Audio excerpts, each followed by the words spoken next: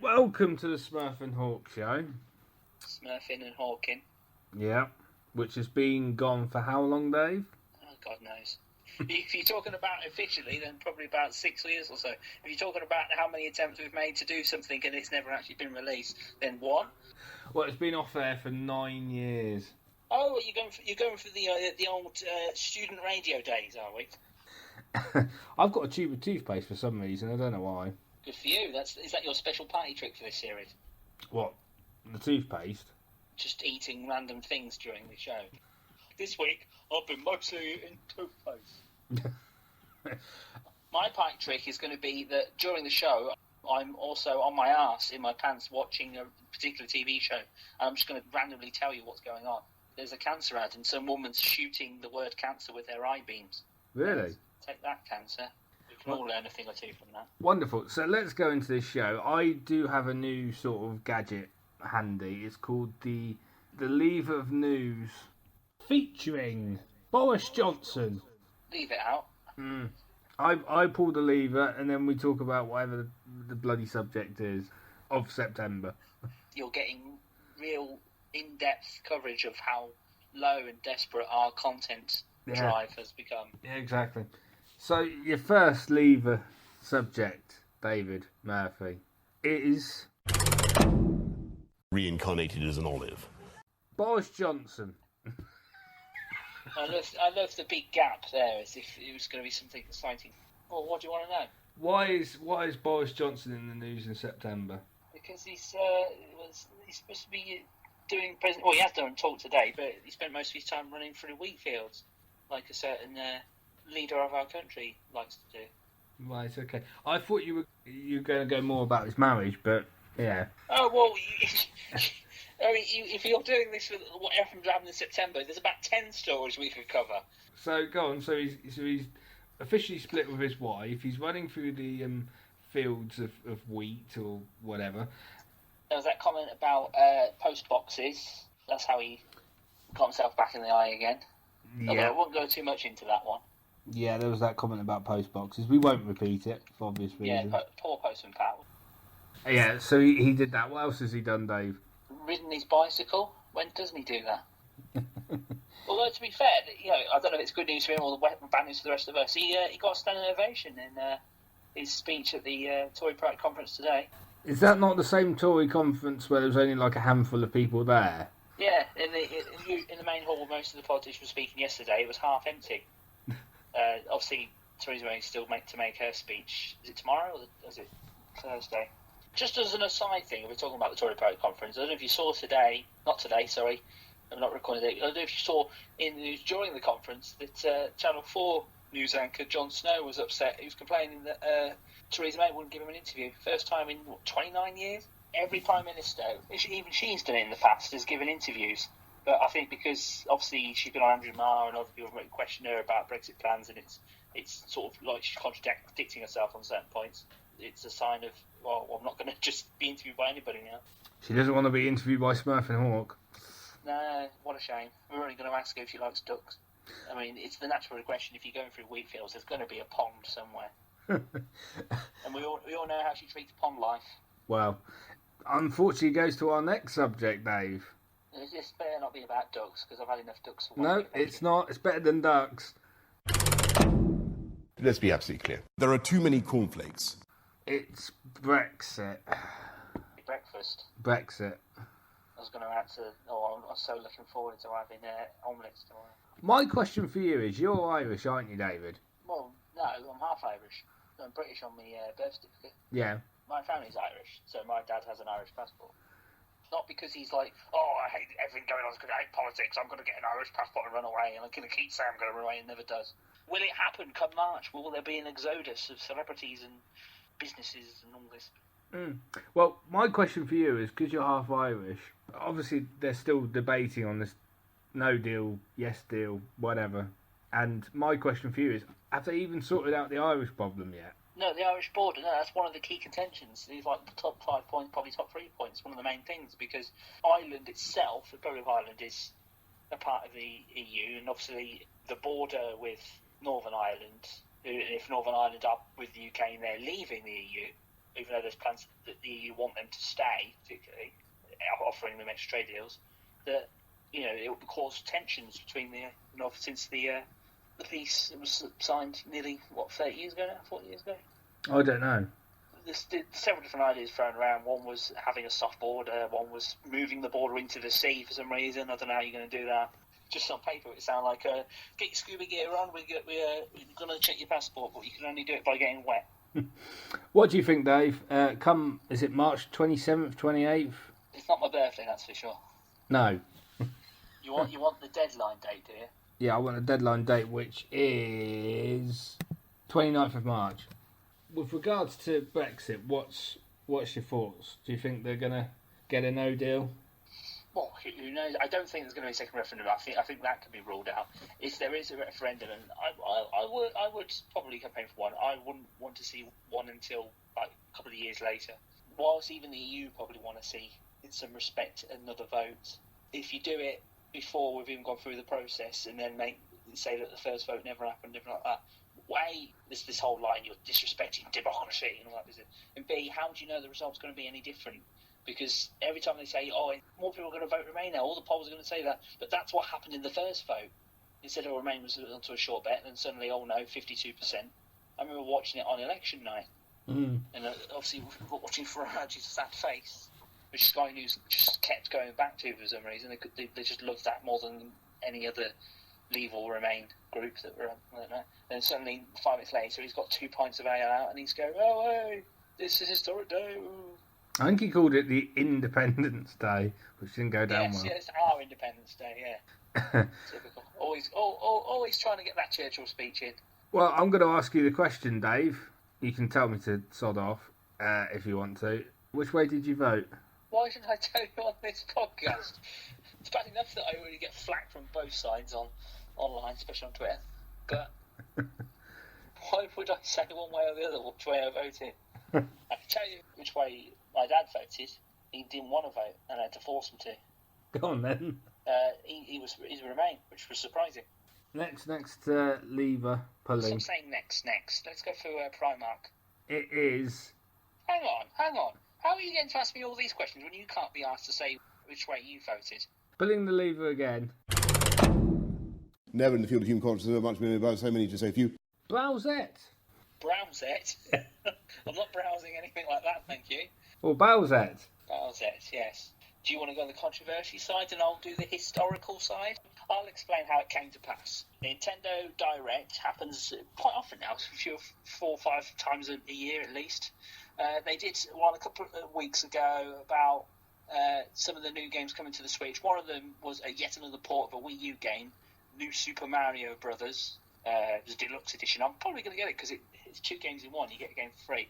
They've updated it to include a couple of extra characters. One was a character that was in Luigi Brothers, and the other one is Toadette, who is pretty popular amongst the Nintendo community.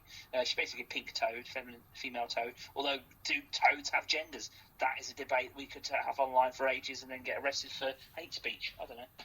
Anyway, Toadette has a crown feature. You can pick up a crown, she wears it, and she becomes Peachette, which basically looks a lot like Peach, basically. Any character can turn into someone who looks like Peach. Because of that opened up the floodgates. I'm sure Nintendo should have respected this, for thousands of different designs for characters using that crown to become an Et. So you had Booette, you had Chompette, you had Luigi-ette, Yoshi-ette, but the biggest one, the most well-known one, which was making all the news headlines, was Bowsette. Not just because of, it's a big bad dinosaur that's turned to a woman, but it's because it was so lewd and there were so many bloody people trying to cosplay it so they can wear these skimpy outfits. You go forth. Before I go into that, I should actually point out that Nintendo has confirmed that Bowsette is basically canon. Have they confirmed that? Yeah, they have, yeah. Where was this? 2 days ago. I don't believe you. They haven't confirmed it. They made a thing in an art book which looked a hell of a lot like Bowsette from Super Mario Odyssey. It was a character that was going to be in there. One of the features of Odyssey is you can throw your cap at people and you possess the character or object. And Bowser was going to throw it at Peach and possess Peach. Yeah, I know. It's the same concept, same design. But it was nowhere near as lewd as the whole Bowsette phenomenon's become. Basically, there's one cosplayer in particular that's sort of turned into this outcry, isn't there? Yeah, long before Bowsette. This has been going on for years. Before you go into the story of her, I will just say one thing, and that is you'll quickly learn that the cosplay community, anime community, can be very, I don't know what's the word, it's not sort of tribal. People try to call it tribal. It's more that they're very one way or another when it comes to dressing up or role-playing certain characters. You either do it fully exact like that, there's a big scene community, people supporting creativity, costumes, or you've done it on the cheap, or you're dissing another cosplayer, and it's all guns blazing. It's bloody Mortal Kombat out there, except you don't see many Mortal Kombat characters. It's always bloody Scorpion. I'm going to dress as Raiden instead. But Momo can. That is correct. Yes, with her bikini type-esque Bowsette cosplay. A bikini type-esque everything. She's one of those lewd cosplayers that will wear as little clothing as possible. But that's only one of the many problems. Yes, what did you think? Well, first off, I didn't want to see it, so thanks for that. I could go on stories for days about all the controversies of it, but I don't want to go too far into it because some of it might be real, some of it might be not. It's just hearsay. All I'll say is that looks nothing like Bowsette from what all the designs were. Even the person who originally created the Bowsette design, the comic strip that gave birth to the whole meme, if you will, the whole trend, said that looks nothing like the character I created.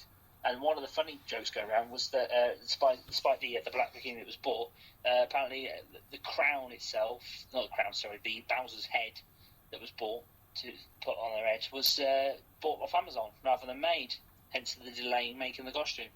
But anything you want to add apart from just staring and drooling? Not much. You were the one who wanted to bring this up, and I had to link you to several articles and YouTubers. If you come across the fury of YouTube, then you probably are never going to outlive it. It's going to follow you everywhere for as long as you're trying to be in the public eye. Who was that guy early on in the year who went to that suicide forest? Logan Paul. And then obviously that happened. Was it last month? It was or end of August. They had that boxing fight. Luckily, I wasn't in Manchester at the time. That's where I usually habit. But yeah, him and KSI. So YouTubers, if they're not settling their beefs in boxing fights or raps, dissing each other, diss tracks, then instead they're just I don't know what they're doing these days. It seems to be the same old stuff every year. And I'm pulling the lever again. Oh, I hope you cleaned it. You wiped it down after talking about what's her face. Bowsette. Supine protoplasmic invertebrate jellies. It is. Oh, it's Bowsette again. No, it's not. It is celebrities dying. You have such a weird bloody show planner. Yep. Let's go through at least three ones I can think of off the top of my head. I can tell you most of the ones from September, but if you want. Yeah. Chaz out with Chaz and Dave. Chaz Hodges, yes. Barry Chuckle. Was Barry Chuckle in September? I thought it was late August. No, it was September. Oh, okay. John Cunliffe. If you're going to do a tribute to, you might want to actually check the bloody names. John Cunliffe? John Cunnilingus? Cunliffe, yeah. John Cunliffe. Do you want to go and search that line? John Cunliffe. He was the creator of the books that inspired the TV series, yes. I still am asking on Twitter, and I can't get a real answer on this. Was Rosie and Jim a couple, or were they brother and sister? Brother and sister, weren't they? I always thought that. I thought they were a couple. Well, how would they be a couple? They're kids, Matt. Stop over-sexualising kids' TV characters. That's how Bowsette became a thing. Obviously, Jeffrey Hayes of Rainbow. Yes. Been doing that show for over 30 years. I'm noticing there's a tendency to go for 90s nostalgia here. Yeah, it's not just kids' shows, it's adult shows as well. One of my favourites who used to do those comedy blooper shows. Dennis Norton. Yeah. Always famous, holding his clipboard. And here is a clip of something going wrong. On a TV somebody farting on stage. It's very funny. One of the biggest publicised ones, even though I never really knew him that well, was Mac Miller. He was a rapper or singer, and he was the ex-boyfriend of Ariana Grande or something like that. It was because of how he died. It was yet another drug overdose. Mm. We've lost a lot of musicians and other people from all across professions to the drugs. Burt Reynolds, I totally forgot about him. Burt Reynolds. And this is the part of the podcast where I give you 1 minute to talk about that creator from Judge Dredd. My first experience of Judge Dredd obviously was reading the 2000 AD comic book series. I played the video games because I never really got into the film, the Sylvester Stallone version. I am the law. But, it wasn't just Judge Dredd that he created. It was Major Easy, was it? I think it was. Yeah, the other one he created. He was working on it since the 70s. But yeah, Dredd was one of the most powerful ones because he was kind of an anti-hero in a way, even though he was part of the police force. He didn't have any superpowers and like that. He wasn't like a Batman who had hundreds of gadgets. His power was that he was the law. But he didn't just didn't just kill or beat up anybody. He actively arrested them himself when he could. But it wasn't just him. It was the fact that he had so many different villains as well, like Judge Death. That was one of my favourite storylines when he was facing him. And also the topic of another great video game. I remember playing that on the GameCube, and I thought, this is pretty graphic for the GameCube. But yes, that was one of the leading comics of. It's been going for nearly 50 years now. The 2000 AD series. And obviously then they did the reboot film, which was far better than the original, which I'm hoping the sequel for, Dredd, starring Carl Urban. That was pretty good as well. Carlos Ezquerra was one of the co-founders. Should have said that at the beginning. Carlos Ezquerra was one of the co-founders of Judge Dredd. Mm-hmm. Well, pulling the lever again, Dave. You're just pulling away whilst I'm talking. Yeah. And it was called Whiff Waff. I will go on about this more so than you will, pretty much because I think it's disastrous. It's Telltale Games. Right. Now, the interesting thing about Telltale Games was that it was founded by ex-LucasArts developers. Yes, hence the large amount of them being either point and click or multiple options storylines. Now, my question is really with this is it's all well and good that they've disbanded and ceased employment and there's a few of them still left on, but what's the bloody point in saying you're going to do a game and then halfway through think actually we're going to can the whole thing, which I'm talking about The Walking Dead final season. Well, there's arguments that they're still trying to finish it, even though despite the developers who got rid of what was like 200 members of staff and kept 20 skeleton crew to finish it. Apparently they were looking for publishers to be able to finish the series. It's been pulled off of most of the shops, so you like that term, pulling off. PlayStation, yeah, the PS Store that's gone from there. I think it's still on Steam. I'm not too sure. I assume people would get the refunds of the series if they're not going to finish it, but the ones who have bought it can still play it, but nobody else could buy it at the moment to decide what they're going to do with the rest of that series. But I would hope they would finish it because it is the end of a trilogy, and it's the character that's probably more popular and had more fame than the actual Walking Dead series over the years, whereas the TV series has waned. Everybody's wanted to see the end of Clementine's story. My favourite Telltale game was Wolf Among Us. I was definitely one of the several people that wanted a sequel. I mean, I've played the Batman Telltale series. See, you'd think that would have been popular. That would have spiked some interest, but no. Every game, there was less interest with it each time.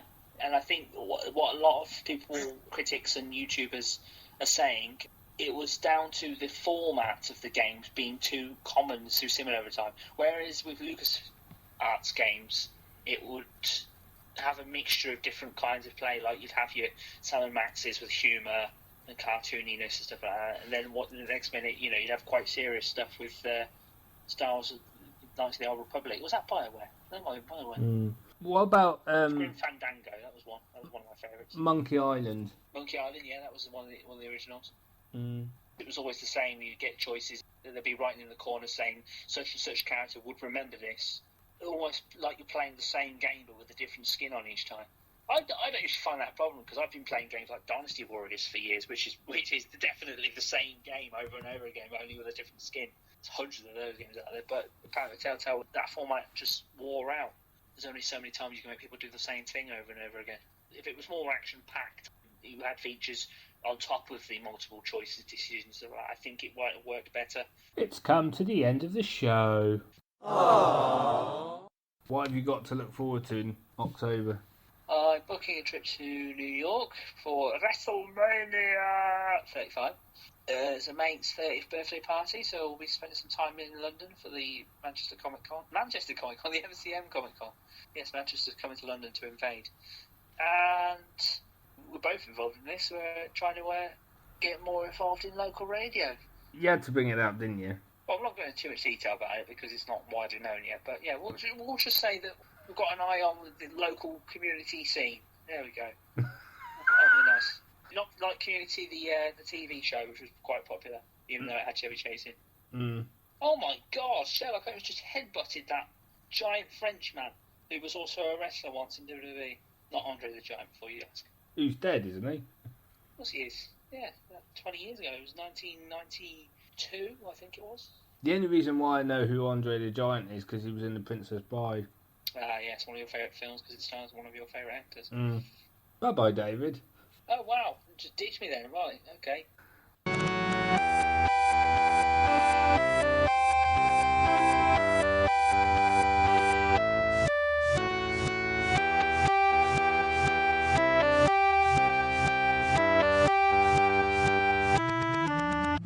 England.